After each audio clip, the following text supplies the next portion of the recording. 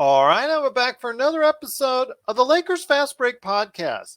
It's Gerald Glassford coming right back at you here from Lakers Fast Break, Pop Culture Cosmos, Inside Sports Fantasy Football, and Game Source. We truly appreciate everyone out there that's all of our shows. And if you can, please give us a 5-star review. Gobble, gobble. Plus, if you can like, share, subscribe, follow, or do anything that you can to support us right here at the Lakers Fast Break, Pop Culture Cosmos, Lakerholics.com. Be part of the conversation today at Lakerholics.com. Plus our great friends at the Hoopheads Podcast Network. It is sincerely appreciated. Gobble, gobble to everyone out there. And it certainly was a gobble, gobble indeed, as the Lakers, for most of today's game, were falling behind. There's issues again, points in the paint, defensive arrangements, defensive alignments. The backcourt defense was simply atrocious for most of the game as the Lakers fell down by as many as 12 points in the second half to the Indiana Pacers. But a mad fourth quarter charge, stop me if you've heard this before on this trip, a mad fourth quarter charge brought the team back into play, led by LeBron at the number 5 spot, because AD is out with the flu, as we were thinking he was going to be, because he wasn't feeling good yesterday, and you saw what happened in New York. So they gave him the day off to go ahead and rest to feel better for over the Thanksgiving Day period. So as he was out, LeBron took over for a good portion in the fourth quarter and overtime as the Lakers they pulled ahead in the fourth quarter, but unfortunately could not get that defensive stop as Chris Duarte really put up a miracle 3-point shot to send it overtime. But in overtime, I guess the Lakers, this is the only time this season that the Lakers have found any type of success is in overtime, as they have now gone 4-0 because LeBron took over in overtime as he went on his way to score 4 baskets in a row, including 3 3-pointers, as he filled it up 5 for 12 from 3-pointers, 8 of 9 from the free throw line, 39 points overall, 2 block shots, 6 assists, 5 rebounds, and much of it at the center position for the Lakers, as they do manage to pull out a victory to end this very, very roller coaster of a road trip, 124-116 over the Indiana Pacers. And here today to talk about the game, how much of a roller coaster. I think this was just the perfect anatomy for this trip, because this was also a roller coaster of a game. But here today to talk about it are 2 great guys from Lakerholics.com. Please be part of the conversation today at Lakerholics.com. First, the mastermind himself, LakerTom. LakerTom, my condolences on the ashes of what was once UCLA after yesterday's thrashing by Gonzaga. Funny how we didn't get the all-time great game we were hoping for as far as from what we saw before in the tournament, but Chet Holmgren's quite good, isn't he? Pretty big boy. Yes, he is. But the Lakers, they did manage to pull it out. LeBron took over. I don't want to say he silenced all the critics, because I want to see him do this continuously over a 1 to 2 week period before we say he's back. But my gosh, it was nice to see him play like this once again. You know, this was an odd game. Really? In so many ways. You know, I don't know whether it's just me getting older or the game's starting at different times, but I missed the start of the game again. You know, it's 4:00 thing instead of 4:30. I like the 4:00 thing. Believe me, for this show, the 4:00 thing. We know that. We know that, Gerald. They don't go to overtime. But so anyway, so I missed the first half of the game practically, and I'm watching the game with my grandson, the guy who gave me who saved my life when I had a cardiac arrest 2 years ago, and he's back from college, and so we're watching the game, and we're both remarking as we get into the fourth quarter that LeBron looks like he doesn't have any lift. You know, he's going into the paint. He's not really attacking. He's shooting a lot of jumpers and fadeaways, and that maybe that abdominal muscle is hurting him. And then LeBron continues to drop three after three and make great shot after great shot, and shooting outside, and we start every one of them by going, no, no, no, no, yes, great shot, and then apologizing for doubting LeBron, having the confidence to take those shots at the end. As I've said so many times on this show, Gerald, the Lakers will go as far as LeBron James and Anthony Davis take them, and we need them to play like superstars. When they play like superstars, our role players will play like stars. When they don't play like superstars, our role players are going to struggle, and we're not going to have a chance to win it. It's all of the other stuff that we talk about and obsess ourselves with and go over and over and over, game after game and week after week and month after month. None of it matters. We need a healthy and happy and playing at their peak LeBron James and Anthony Davis to win. And it was, there's some good things that we saw tonight. LeBron having 39 points and coming through like that, and really, shooting like he was shooting earlier in the season. That was good to see. Monk and Ellington going off at the same time. The bench as a whole scoring quite that a bit was of nice points. to see, especially after the Pistons bench destroyed them, the other game. Something that I've been a big proponent of, and I'm glad to hear LeBron talk about it after the game. They scored 53 points, the bench did. That was great, but LeBron at the 5. Yes. Something I had talked about a long time ago. Yeah. Man, when you have a lineup with LeBron at the 5 and 4 shooters around him is just frightening for teams. And the Lakers did a good job of hunting. LeBron's shooting percentage when he's shooting against an opposing center in the 3-point area has to be much higher than smaller players who might be able to challenge him, because he hunts those guys out, and he was terrific at it tonight. Yeah, he really wanted Sabonis on his hip today. Yep. So. Yep. Well, let me get another good man here. Indeed, he is the mastermind behind everything as far as going on in the Detroit area. He was a man who was right there. I don't know if he was cheering LeBron on as he was elbowing Isaiah Stewart, or if he was freaking out along with other Lakers fans as Isaiah Stewart kept running around the court. It is LRob. I'll tell you what, LRob, first of all, thank you for being here. As always, my friend, happy Thanksgiving to you and the family, to you as well, LakerTom, and to everyone listening and watching out there.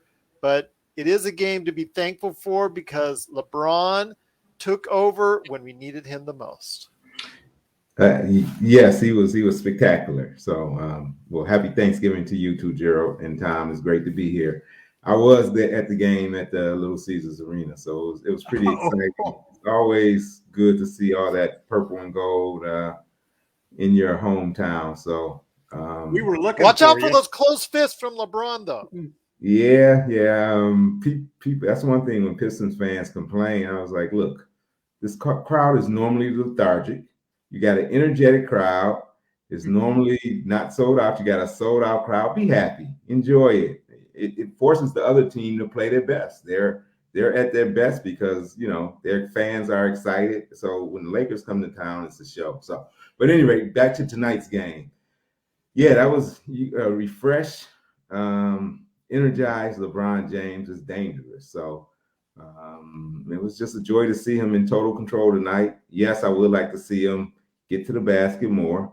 But the reality of the matter is, with the injury, probably, and maybe it's just father time. He just can't finish as well as he used to. I mean, he hunted that switch with Sabonis, but when he took him to the basket a couple of times, he didn't make it. He couldn't finish. So, I would like to see him drive to the hoop at the end of regulation instead of casting a 35-footer. You have I think they had caught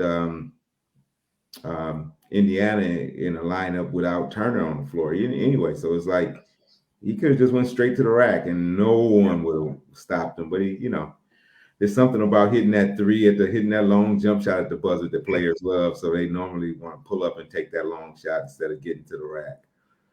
But yeah, great game. The bench, like you guys said, it was refreshing to see Ellington.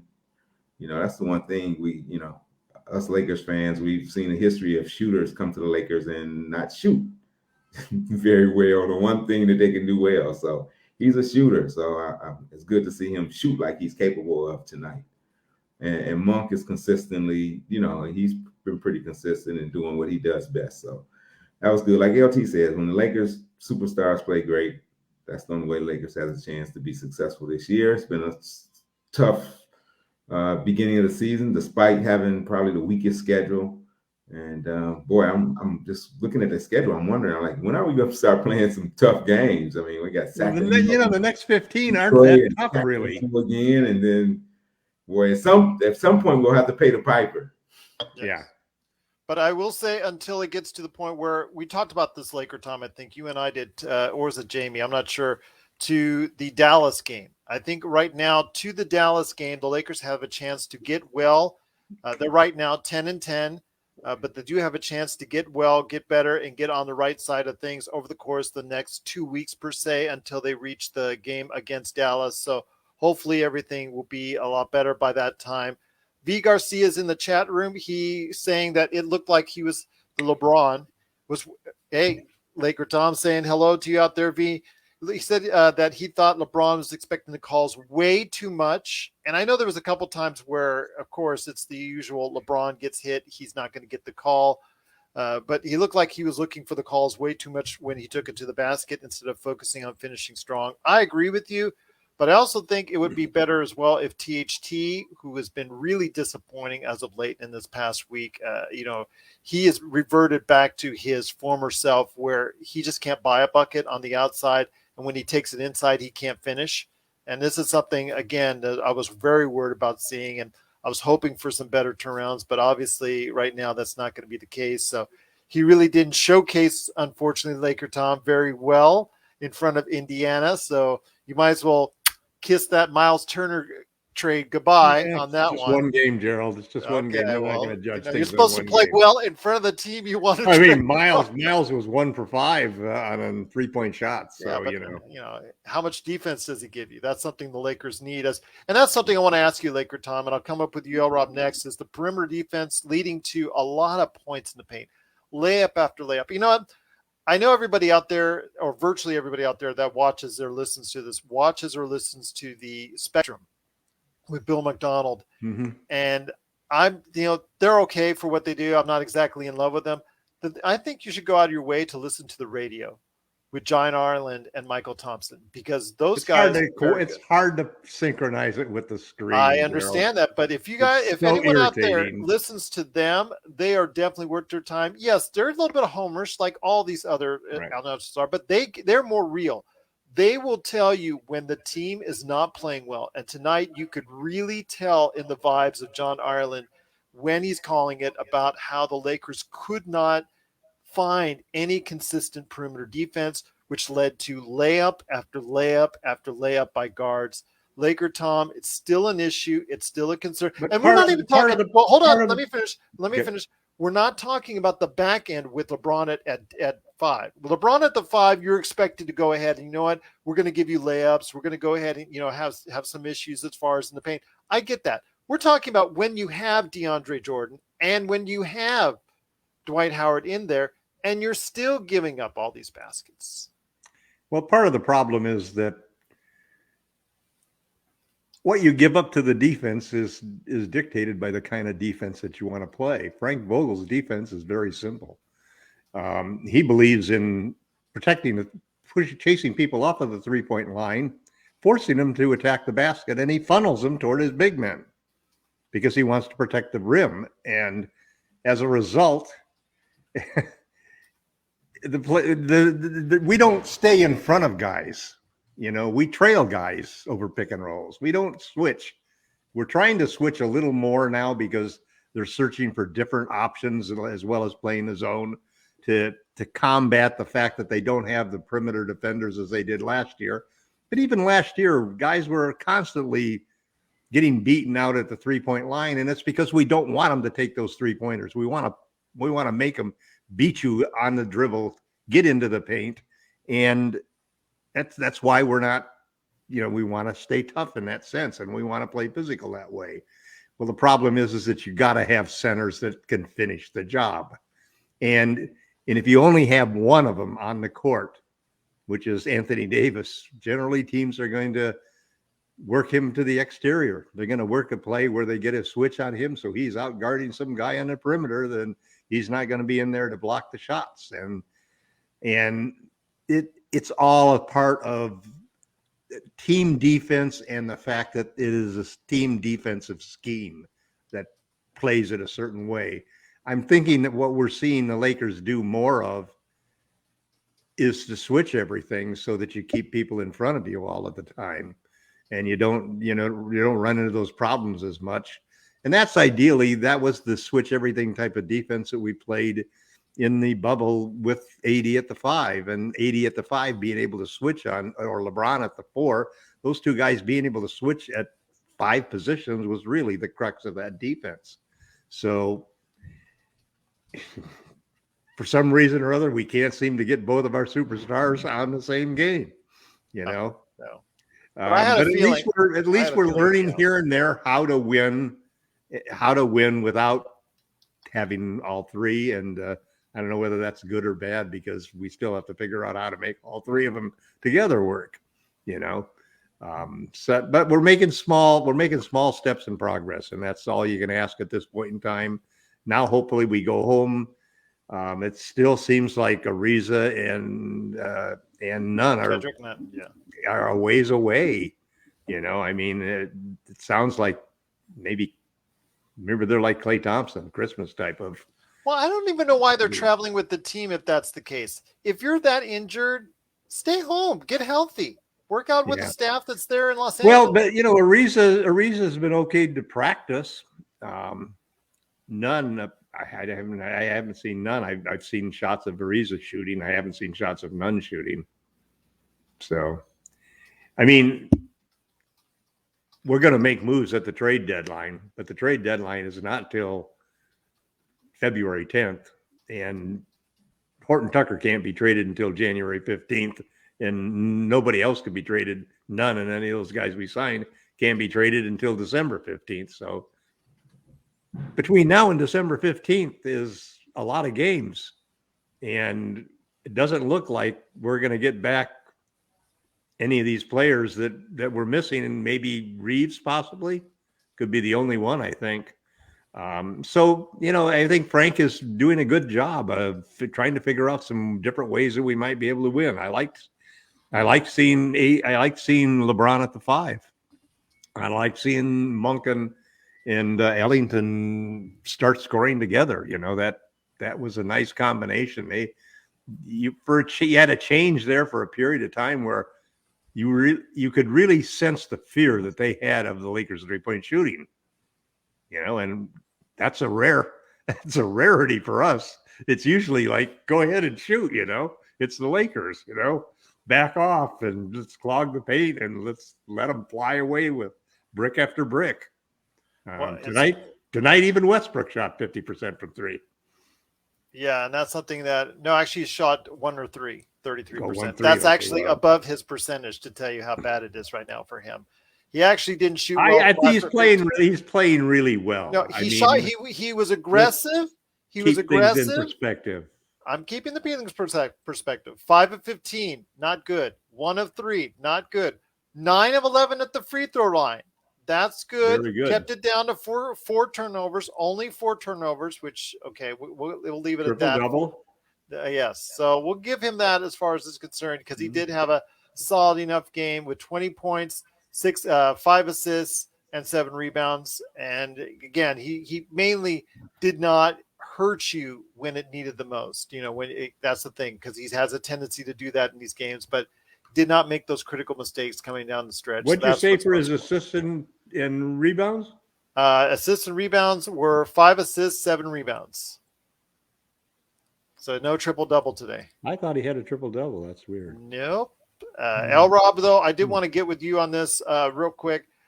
Take as much time as you want to talk about this, and that is the guys coming off the bench. Monk and Ellington had 17 and 14 points respectively. Carmelo Not a great shooting day either, but he still managed 14 points. And Dwight Howard had eight points and 9 rebounds. A really great, solid performance. The thing, though, is with this bench, because there's, they have to be hitting on all cylinders from the outside, because if they're not, you don't have a defensive force to come off the bench with them to help mitigate things on the other end of the court. Exactly, and that's the challenge with this team. It's just most of the players are offensive players. They're not two-way players. I see Monk making a better effort at defense. He's just not a real, decent defender, but he's given a little bit better effort to me, at least, as the season goes along. Maybe he's a little bit more comfortable with the system. Ellington, Carmelo can't move his feet, so.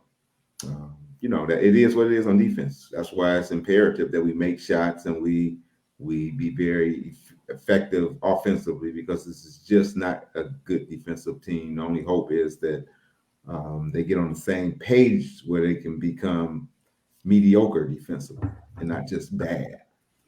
And this is where Bazemore could have really helped us, but he's played his way out of the rotation, and that's part of the problem. He supposedly is a decent defender, but I wasn't impressed with his defense. And when you can't make a shot, it is what it is with him. So yeah, we're a much better team with him on the bench right now. Maybe at some point he'll find his shot and get his mojo. Maybe he'll feed off his defense, and we'll need him at some point. So let me ask you this before we head it back to LT, and that is with Trevor Ariza, when he does come back. I know what the fascination with him is to go ahead and try and start him to see if he can stick as a starter. Remember, we're talking about a 37-year-old guy. I'm having a feeling that ultimately his role, maybe after trade or whatnot, maybe his role ultimately will be coming off the bench with this quartet that we're talking about. I'm thinking that's possibly or probably going to be the case, because getting 30 minutes of solid play from him at that age is kind of tough, isn't it? Or it's a lot to ask for. It's a lot to ask for. Yeah, he's not Andre Iguodala. Well, even Andre, you see him past 3 games, sore knee. Andre from a few years ago. When was the last time Trevor Ariza was really effective? I don't think he was effective in Miami. I guess he was okay in Houston 3 seasons ago, or however long ago that was. I'm sorry. If we're waiting on Trevor Ariza, if that's going to be the thing that's going to turn around our scary, that's pretty bad.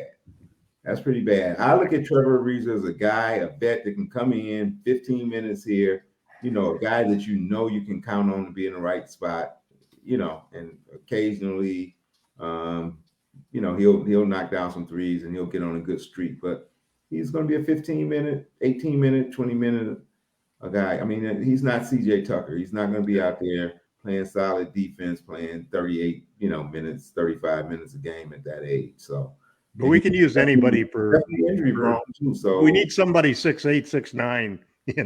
So like LT said, the trade deadline is the only way any help is coming. So, guys, learn your roles. Do what you do best. Ellington, you're a shooter. Shoot it. Monk, keep attacking the basket. Shoot your shot when you get in there. Melo, it's good to see you get to the free throw line. The bench did their job. I'm not expecting them to play defense. The Lakers just need to at least make an effort. You cannot come out the first half of these games and just not play any defense. Yeah. You're giving up 66 points. You make it so much harder on yourself. Yeah, the second half, yes, once they're down and they start just putting forth the effort and concentrating more, and they're a decent defensive team. That's all it'll take for them, to be competitive, is just get decent on defense. So the thing is also as well, like yesterday's game against the Knicks, they worked so hard to just tie the game to come all the way back. It looks like the team, especially with AD already sick and not feeling well, and you could see him laboring out on the court, looks like the team ran out of gas in the fourth quarter. And I thought that was going to be the case here when they worked so hard at the end of the third quarter just to get it back to a tie score or close to it. And you were thinking that they gave up that first few points in the fourth quarter, and here we go again. They worked so hard because they did so poorly in the front part of the game. LakerTom, I mean, do you blame me for thinking that way? Because we've seen this time and time again where they have to go uphill so hard. Today it was great because, of course, they closed it out, and especially in overtime, they did, with LeBron. But you can't always be expecting that so much, especially from such an older team. No, and I think what you hope happens in these situations, and looking at it from a coaching standpoint, that one by one, as you get players back, you will see things improve. And I think we're already starting to see one major directive, which is the turnovers have really dramatically reduced. We're only at 12 turnovers tonight. Yes. We're taking care of the ball, and that has made a tremendous difference in the competitiveness of the games that we've been in. Because those games where we lost those, where we got blown out by 20 points and 30 points and so forth, those games all really, that happens when a team just explodes with turnovers, and you just have the other team just range threes and you turn the ball over one time after another. So we're taking care of the ball, which is a really good sign. We're starting to find combinations that players are, what the low turnovers means, because it's even Russ having 4 or 5 turnovers rather than 8 or 10, but it's also all of the other players really being careful with the ball, Yeah. And so that's a sign that players are starting to understand the different other players on the team. They're starting to know what to expect them to do in which situations. And that's part of the chemistry that's been hard to do when you constantly have different lineups with people going in and out because of injuries, and everybody being new players, so that you don't have any continuity from last season, and you're trying all of these new systems and everything. I mean, Frank can't even decide whether he wants to play 2 bigs or AD at the 5. And I think that what's going to happen between now and until Trevor Ariza comes back from injury is that we're probably going to play 2 bigs, and I'm one of the biggest opponents of playing 2 bigs, and I'm not a fan of DeAndre Jordan's, but I don't blame Frank at all, because you can't go out there against certain teams with a 6'4" small forward. It just doesn't work, You're going to get killed in the boards and outscored in the paint. And that's what happened every time we go up against teams with that type of situation. So, so Frank's playing DeAndre Jordan. And I think that probably makes sense at this point in time. So we're likely to see 2 bigs as we move forward. And my only hope is that that might kindle some interest in Rob Pelinka going out and getting a real starting center that would be a perfect complement for Anthony Davis, and allow him to stay at the 4 and allow LeBron to stay at the 3. And I think LeBron wants to be a jump shooting 3, Seems like it. He doesn't want to go in as much. I mean, AD LRob wants to be is a marked jump on shooting. that. I've said that. AD wants to be a roaming 4, and I mean, if they could get Miles Turner, it would be, I think it would be a perfect marriage. But they just don't want to go inside too much. I see the same thing you see, and that is a lot of jump shots from both LeBron and AD. I mean, they fall in love with it. Right. And with AD, it's becoming. But the problem is when you start DeAndre Jordan, you don't have, aside from not having the players that should start, even if you're starting our normal team, when you got 3 superstars that are subpar 3-point shooters in LeBron, AD, and Russ, and you start DeAndre Jordan in our center, you have what 1 3-point shooter? You need shooting. If you got, everybody knew when we signed Russ, when you traded for Russ, that was a commitment that you better get shooting in this team. And we brought in a whole bunch of shooting. Problem is most of them can't play defense. Yeah, that's true. And we got a coach who won't tolerate somebody who can't play defense. So, it's like THT got yanked tonight. He didn't cover a guy in a 3, and the next time out, he was out of the lineup just like that. Yeah, but what he has in the coffer, what he has there on the bench, ain't a whole lot on the defensive end right now, and that's the problem. Yeah. LRob, though. Well, let me ask LRob this, and then I'll hit it back to you, because we'll close it out with you, LakerTom, and what you're working on with Lakerholics.com. Once again, the Lakers did pull out the victory in overtime thanks to a magnificent performance, 39 points from LeBron James, and the Lakers did win 124-116 in overtime to end the road trip as Jamie and Magic Man had predicted at 2-3. Sorry, Laker Tom, your 4-1 prediction was Congratulations. well. But hey, you didn't have to go ahead and freak out because it didn't end the trip 1-4. You're a very lucky man. Yeah. 2 fourth quarters allowed you from not going ahead on a rant that 2 magical fourth quarters that the Lakers I had promised to become Mr. Negative if the Lakers went 1-4 on this road trip. Yes, and because of magical fourth quarters, Jamie and Gerald in a tear down the Lakers episode. Yes, but you know what? They didn't. They had 2 magical fourth quarters, and God bless them. They pulled out 2 wins for it. And we had a game without LeBron that we didn't expect without LeBron, and a game without AD that we didn't expect. So yes, so 2-3 is Well, as LRob saw it live, you got to watch out for those LeBron close fists right there for you. Yes, he's punching. Yes, maybe he was. Lee could have been part of. Lee could have been part of the second Malice at the Palace. No. He's LRob's too smart for that. Yes. But LRob, before we head on out, I've got a big question for you, and that is something that Laker Tom has touched upon, and that is the starting backcourt duo. Right now, the past few games has been THT and Avery Bradley. And Avery Bradley, you don't know what you're going to get. You're going to get either someone that's going to be extremely hot or extremely cold. As we saw today, you got extremely frigid Avery Bradley, who only took 1 shot the entire game in 25 minutes, -10, 0 points, trying to still give you great D, but unfortunately, when they're dribbling the ball past him or they're setting a screen on him, and his man takes it off of another man and goes all the way to the basket. As we saw them outscore the Lakers in the paint, it makes it really hard to keep him on the court when he's like this. And with THT, all that great stuff that we saw just before LeBron came back into the lineup is now gone. I mean, I was talking to Joe Sorrell from LakersBall.com last week, and I feel bad for Joe because he was really on that THT train.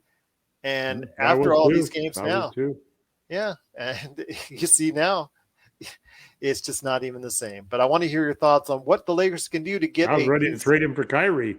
Yeah, you were. Now he's not going to be traded for Kyrie now. But LRob, I want to hear your thoughts on the starting backcourt for the Lakers. Who should it be going forward? So you took Russ out of the mix. I mean, so you say I'm talking about the 2 guys. Who's going to play with Russ? He wants to know. Well, don't get me started on Russ. It depends on. So they got a 3. So they got a 3-guard lineup basically. 3-guard lineup. Man, that's a tough call. Avery, I think, can change the tempo a little bit with his defense activity. Maybe not even it being successful, but he brings a certain defensive energy and mindset. Even we all know he's not the defender he was in his prime, but he still gives the defensive effort, and I think the rest of the team kind of sees that and they dig in a little bit. So I would go with THT. I mean, I think that's the smart play, and you bring, I would bring Avery off the bench. So, but I mean, nobody has been consistent. The thing about Avery is I don't mind him not taking any shots. He knows his role. His role is to really not be a scorer out there. His role is if he's open. A couple times he passed up open looks, but for the most part, he's out there trying to defend and trying to just to fit in, and I'm cool with that. If that's your role, do that. Other guys know their role. Monk, you know your role. Melo knows his role. Guys are starting to fit into their roles now. So you're saying assuming that LeBron and AD and Jordan start as the front court, you're saying THT and Russ in the backcourt. Yes, that's what I would go with. Okay. And then you use Bradley. I mean, those you gotta have some youth in the game. You can't have everybody that's on the downside. Right. So yeah, I would bring THT and I'll bring Avery off the bench as a kind of change of pace guy, like a reliever to come in when you need some defensive energy. Then you throw Bradley in. Well, for me, I'm going to tell you right now, it's so funny because V is saying that doesn't he have a better 3-point percentage than Russ? Yes, he does. The problem is he took no shots. It's not your percentage. Doesn't matter what your percentage is. If you're not taking any shots and to go 25 minutes and only take one shot, doesn't matter if your 3-point percentage is 38%. It's like the goes to the old saying that LakerTom wasn't so sad to see Caruso go because he wasn't an aggressive scorer, even though he was shooting 40%. Just like he was talking about last year about KCP, because he was a 40% shooter, but he didn't take enough shots. If you're not taking the shots, doesn't matter what your percentage is. And with THT, his percentage has gone into the toilet. So it really is not helping you there either. And he's not even, when he's taking the basket, he's not even finishing like he has. Long season, Gerald. Long Oh season. my gosh! But you were Just like seeing he those struggled- same habits form. It's not good. It's just not like good, he LRob. struggled to Well, finish but last what a couple coach weeks. is, he'll get his mojo back and he'll be better. He's just going through a rough patch. I'm hoping for Kendrick Nunn. I We'll really see. think Kendrick Nunn might be someone that the Lakers might want to take a long look at. Frank and says give he him a has shot. no idea when he'll be back. And that's part of the problem there. So that's great. Yeah, well, Kendrick Nunn is a consistent, very, very consistent scorer. He's a scorer. Yes. Yeah, I've been seeing him. I mean, he played here at Oakland University, transferred to the Big Ten, Illinois. So I've been watching him for a long time. He can score, and he will do that. So that's that part we don't have to worry about. Whenever he comes back, he'll score the ball. That's the problem though. Whenever he comes back. I mean, Frank's gonna want us if AD and Russ and LeBron are starting, and then Frank is gonna want to start Avery. I mean, he's going to want to do that, even though Avery is so in. I mean, he's dead last in net ratings on the Lakers for players, which is a relative thing. It's a good rating for who has the best defensive ratings and who so forth. And he comes out as the worst player on the team. He has the worst plus minus of the team. And yet we're only talking about 6 games for the kid, 3 games where he was stunning. And then 3 games when LeBron or AD came back, he wasn't. And obviously there's an effect on it. And the kid I think he's going to be 21 this week. So, I could see Frank leaving him in there simply because one of the jobs a coach has is to get confidence in his players. And so generally Frank never leaves a guy in the dark too long. He always wants to bring him along. 3 or 4 games, he'll give him a shot. And if he plays well, he'll get some minutes again and get back in the lineup. And the players like that because it gives them hope, it keeps them as team players, when they're down, because they know that the coach is going to give them a shot again. It may not be this game, it may not be next game, but that's an important part of managing a team, especially a team of superstars. Especially a team of superstars where 3 guys make all the money and the other guys. I kind of like this backup, this bench unit that we have coming off the bench. As long as one of those guys gets hot from the 3-point area, it makes for a lot of problems for the defense because I kind of like they have those shooters. I think I would, if I were the coach, I would be looking towards starting Monk. I think Monk is the guy who I think makes the most sense next to Russ because he can handle the ball and he can score. And I don't think his defense is as bad as some people say. And he's a very athletic guy. He's got quickness and he's got hops and he'll play aggressively. You're not going to win a championship with starters that score 0 points. I mean, you're just not. No, that's something that has to change. You can't have guys that score 3 points and 6 points and 3 points and 5 points and 8 points and maybe one out of every. On Milwaukee last year. Yeah. I mean, we saw it at times with KCP and it's one of the reasons that we went out and got Schroeder, because we wanted a guy who could put some points in there, and we've taken it to the nth degree with Russ. One non-scorer in the starting lineup is not a problem. But 2 non-scorers in today's NBA, multiple non-scorers, that's when it's a problem. Then you got a real problem. Yeah. But you can go all the way back to the Sixers. Yeah, and it's not even entirely Mark non-scorers. Iaronne. It's not entirely non-scorers. It's non-shooters. Guys that either can't shoot or, a la Ben Simmons, won't shoot. And they're I mean, that's one of the problems with the Carusos and the KCPs and the guys that shoot two to three threes a game who are shooting 40%. They don't want to shoot unless they're wide open, because they know their percentages has a lot to do with how much money they're going to get paid. And so they pass up shots, and we saw that. Yeah, I don't think it's that time. That's just who they are. Those guys aren't offensive-minded players. You're right. You're right, Lee. That's just not. You have to force guys like Caruso to be a shooter. Now, Bradley, some guys never saw a shot they didn't like. To start shooting a lot. I really don't. I mean, I've seen him when he's gotten the green light and try to be ultra aggressive shooting the ball. That's not his strength. I'll tell you what, it is an exciting game, though, for the Lakers fans out there, because they are coming home for Thanksgiving as a victor. Even though the whole trip itself didn't work out the way they wanted to, they do come home a victor in overtime, 124-116, with a outstanding performance, a vintage performance per se, from LeBron James.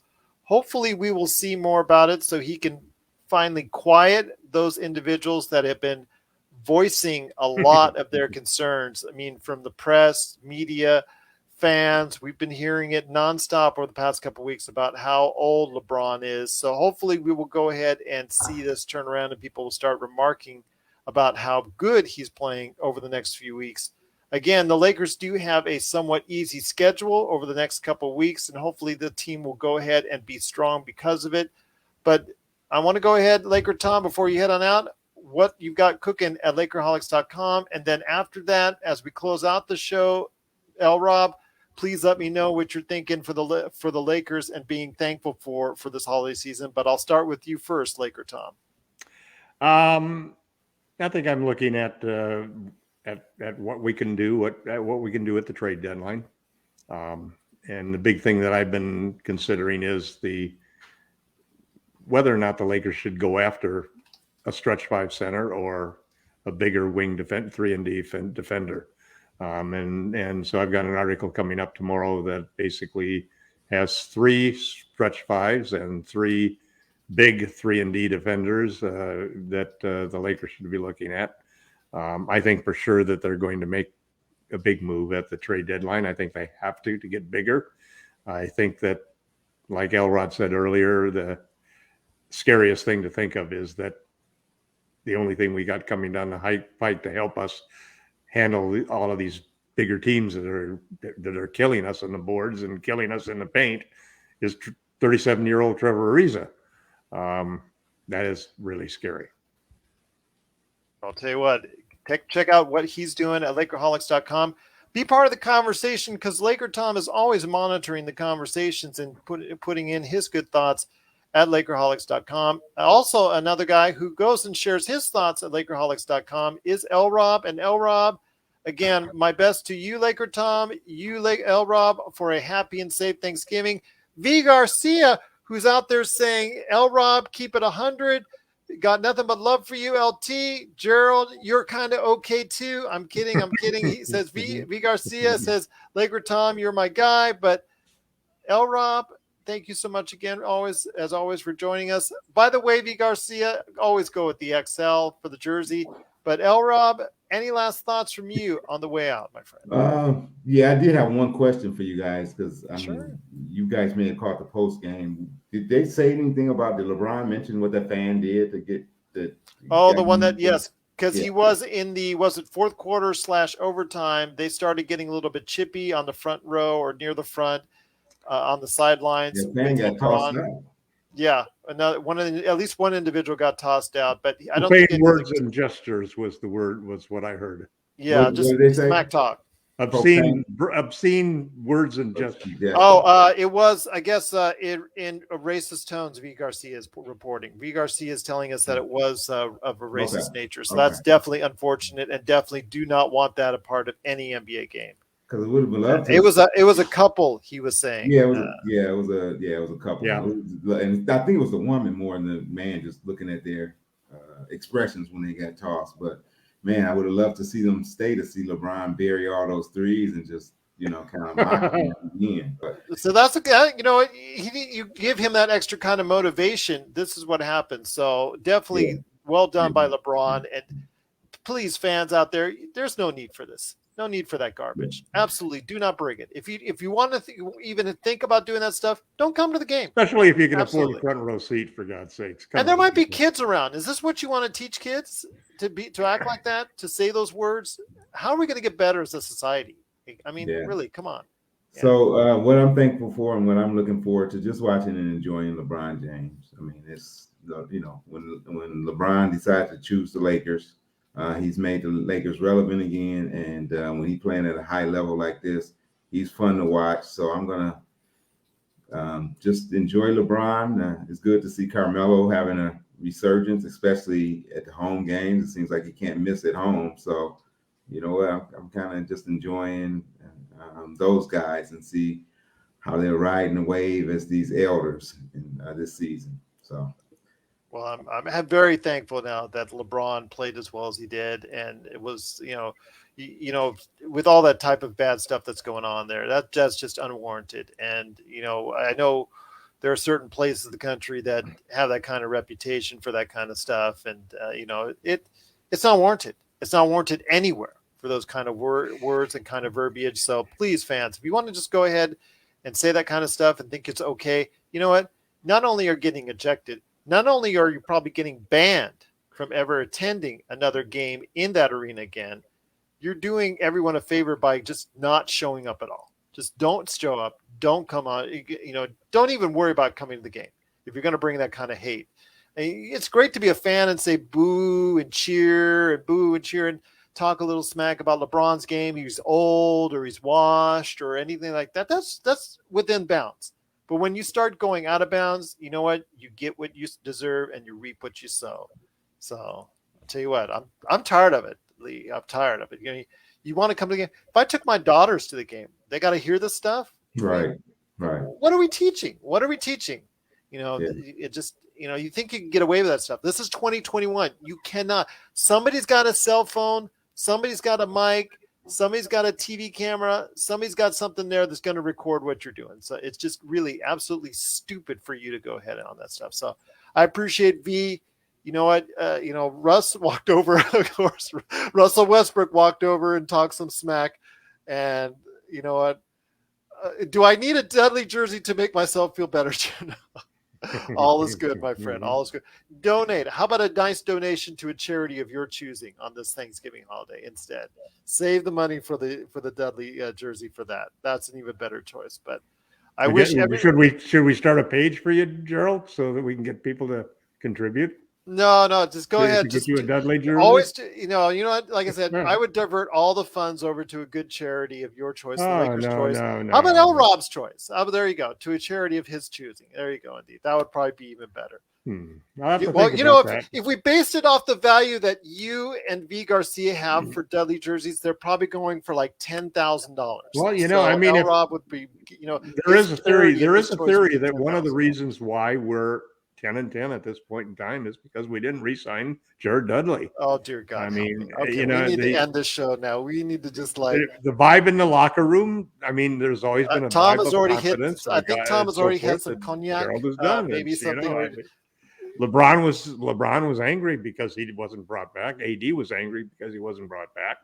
They made more fuss over Jared than they did over Alex. What can I say? Oh my gosh.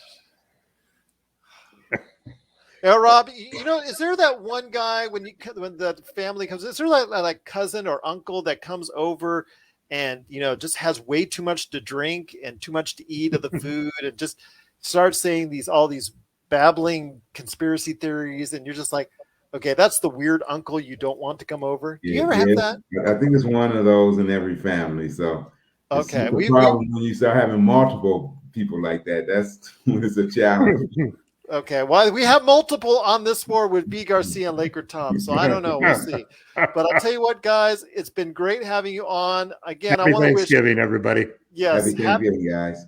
happy Thanksgiving to everyone out there. V, a big special Thanksgiving to you from my friend. Happy and safe for you.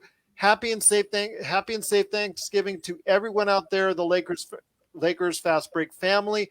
Once again, the Lakers do finish out the road trip 2-3 with a 124-116 overtime victory. And we will be back. We're taking the day off tomorrow because if I don't, I'm going to get roasted like a turkey by my wife. So we will be back. Rightfully so. Yeah, well, I will just say that. I won't go there. But Friday, they will be back at the Staples Center, soon to be Crypto.com Center, to face the new coached Sacramento Kings. So we'll see what happens, and we will be back after the game talking to you about what happened there and everything that went on over the Thanksgiving holiday and the NBA season so far. A lot of great action, a lot of great controversies. We love it all, and we'll be talking to you after the Sacramento game right here at the Lakers Fast Break Podcast. Happy Thanksgiving, and be safe, everyone.